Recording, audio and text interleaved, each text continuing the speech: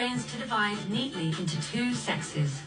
But what Dr. Christelle discovered was that many of us don't have very gendered brains at all.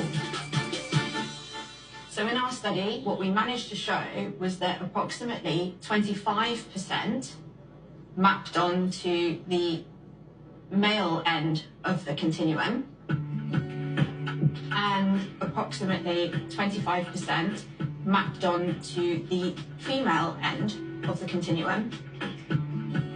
And a really interesting finding was that actually 50% of people had what we call an androgynous brain and didn't show any of these very stereotypical male and female traits. If you just looked at the connection patterns of an androgynous brain, you wouldn't be able to tell if it belonged to a male or a female.